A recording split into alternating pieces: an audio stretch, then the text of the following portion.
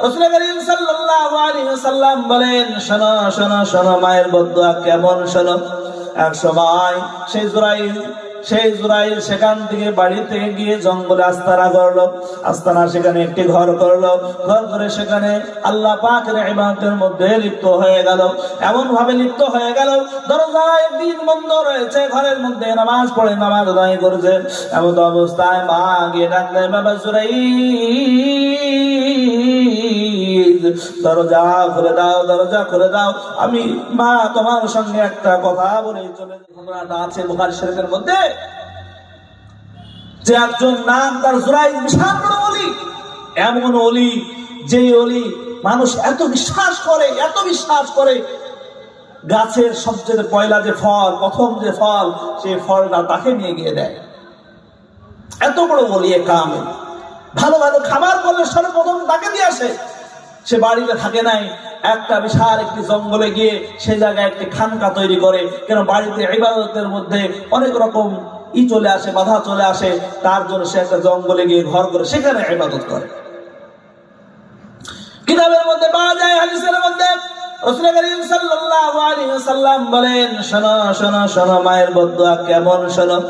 এক সময় সেই জুরাইল সেখান থেকে বাড়ি থেকে গিয়ে জঙ্গলে আস্তানা করলো। আস্তানা সেখানে একটি ঘর করলো। ঘর করে সেখানে আল্লাহ পাকের ইবাদতের মধ্যে লিপ্ত হয়ে গেল। এমন ভাবে লিপ্ত হয়ে গেল, দরজা একদিন বন্ধ রয়েছে, ঘরের মধ্যে নামাজ পড়ে নামাজ আদায় করছে। এমন অবস্থায় মা গিয়ে ডাকলেন, বাবা জুরাইল, দরজা খুলে দাও, দরজা খুলে দাও, আমি মা তোমার সঙ্গে একটা কথা বলে চলে যাব। জুরাইল তখন নামাজের মধ্যে দণ্ডায়মান ছিলেন। তিনি নামাজ পড়ছেন, নফল নামাজ সব সময় তিনি পড়তেন, সব সময় নফল নামাজ। তিনি নফল নামাজের মধ্যে দণ্ডায়মান ছিলেন। এমন অবস্থায় মনে মনে চিন্তা করলেন, সালাতি ওয়া উম্মি, আয় আল্লাহ, একদিকে নামাজ, একদিকে মা ডাকে, কি করি, আয় আল্লাহ, মার ডাকে পড়ে সাড়া দেব, আমি তোমার নামাজটা শেষ করি গো আল্লাহ। রাসূল করিম সাল্লাল্লাহু আলাইহি সাল্লাম বলেন, তার মা যখন ডাকছিল সে নামাজে দণ্ডায়মান। মা ডেকে ডেকে ডেকে ডেকে আর যখন উত্তর পেল না, সেখান থেকে সরে চলে আসলেন। যখন চলে আসলেন, নামাজের মধ্যে জুরাইল দণ্ডায়মান, নামাজ শেষ হলো। জুরাইল যেন কথাটা ভুলে গেলেন, আবার নামাজের মধ্যে আবার নিয়োজিত হয়ে গেলেন। আবার সালাম ফিরে আবার নামাজ নিয়াত করলেন। এরকম বারবার নামাজ পড়তে এমন ভাবে নিয়োজিত হয়ে গেছেন, মায়ের কথা ভুলে গেছেন। দ্বিতীয় দিন আবার মা তার দরজায় গিয়ে ডাক দেয়, বাবা জুরাইল, দরজা খোলো বাবা, দরজা খোলো, আমি মা কয়েকটি কথা বলি চলে যাব। জুরাইল তখন নামাজের মধ্যে দণ্ডায়মান।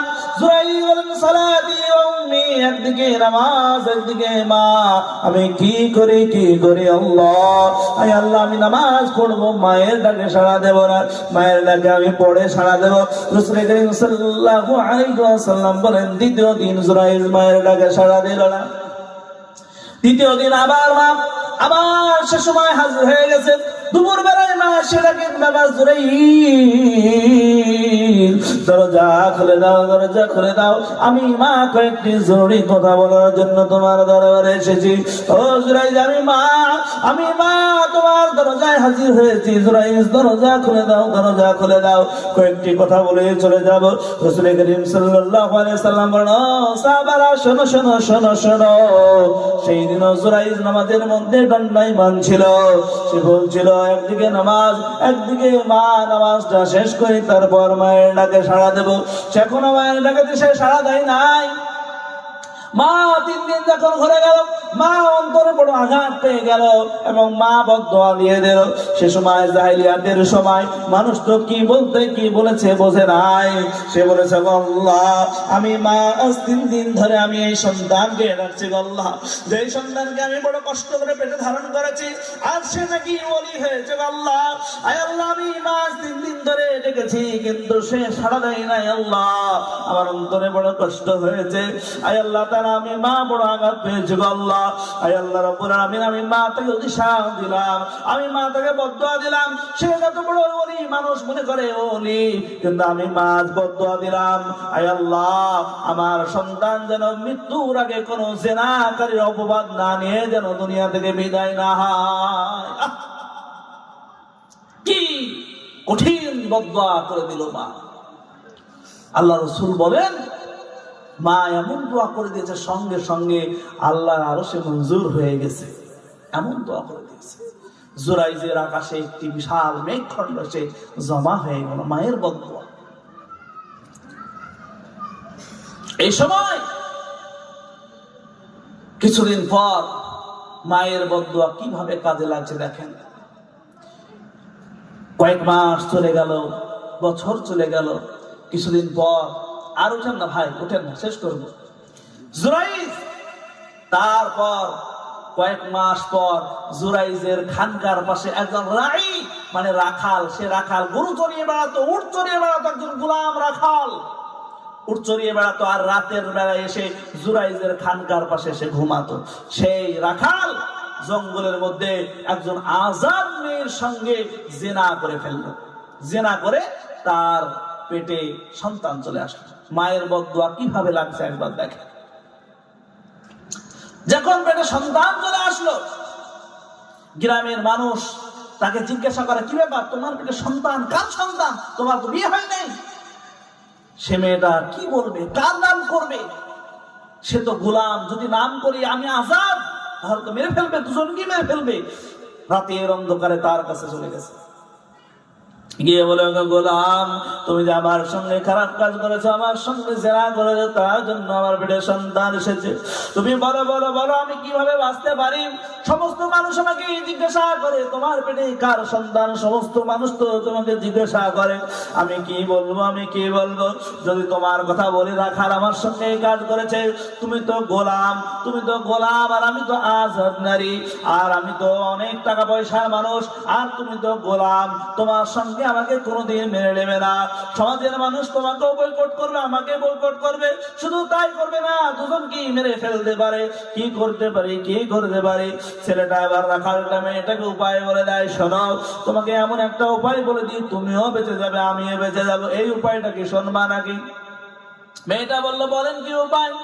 তো যখন তোমাকে এই গ্রামের মানুষ জিজ্ঞাসা করবে তোমার পেটে কার সন্তান, তুমি আমার নাম করবা না, তুমিও বেঁচে যাবা, আমিও বেঁচে যাব, ওই যে বিশাল বড় আবেদ ওই ঘরে ইবাদত করে, ওই আবেদের নামটা তুমি বলে দেবা।